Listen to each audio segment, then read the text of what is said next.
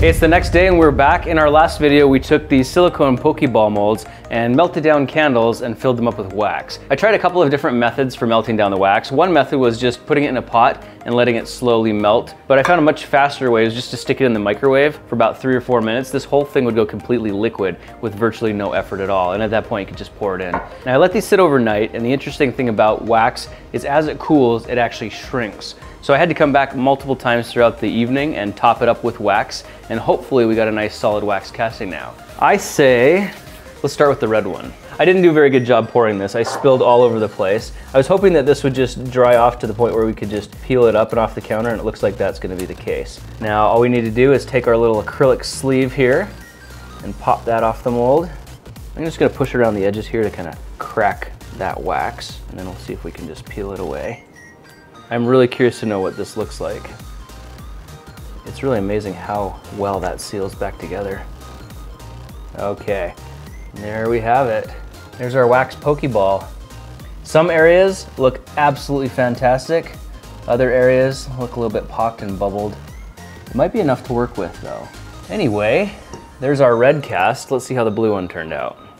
Now with the blue one, I actually poured in a little bit of extra wax on the top because I was hoping that as it shrunk, it would suck that in, but instead, I think the top solidified before the bottom did.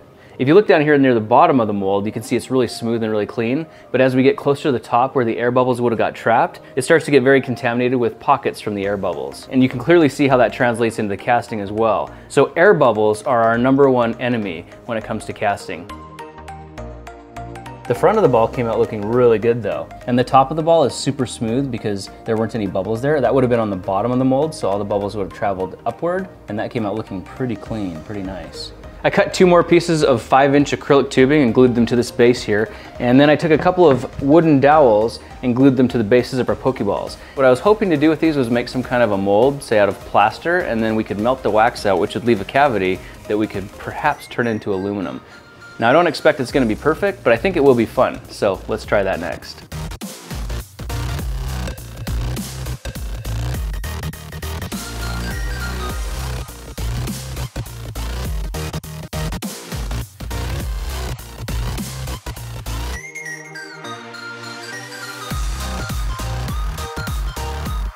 Uh-oh, my ball just came off, dang it. No. Once the plaster is hardened, we should be able to take it out and put it in the oven to bake out the wax, which will hopefully leave a Pokeball cavity that we can fill with molten aluminum. But in the meantime, we still have some of our leftover gummy chicken. So what if we tried melting that down and filling up our molds with that as well? Oh yeah, there we go. Good stuff.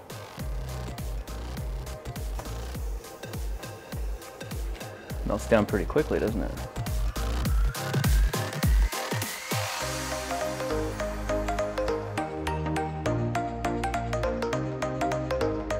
It's been about an hour. Let's take a look at those plaster molds and see if they're ready to come out. So the wood dowels did actually stay down, but it was the wax balls that floated up. That's a bummer.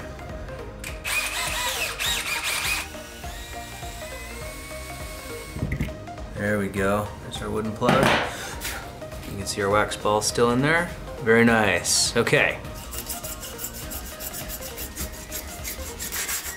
Yeah.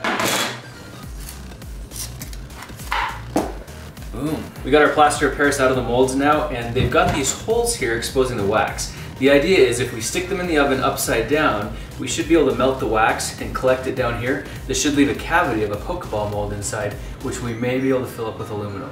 Who knows? We're about to find out, right? So just to recap what happened today, we took wax Pokeballs, we solidified them in a mixture of plaster of Paris and sand, and then we put those castings in the oven to melt the wax and leave a cavity that we can pour molten aluminum into. With any luck though, that's left a perfect Pokeball cavity in there. I mean, as perfect as we could get it. The idea is if we can cook out most of the gases from the plaster today, then if we pour molten aluminum tomorrow, we'll have a better chance at getting a good cast. And as for our gummy and chocolate Pokeballs, I'm gonna leave those in the fridge overnight, and we'll open those up and see how they turned out tomorrow as well. The other benefit to heating these things up in the oven is it's gonna make these molds warm, so when we pour our aluminum casting, it's not gonna have to warm it up. So will our plaster molds work? Will our molten aluminum actually form a solid aluminum Pokeball? You're gonna have to find out in the next video. So in the meantime, thanks for joining me for this experiment. I'll be looking for you in the next one. Talk to you then.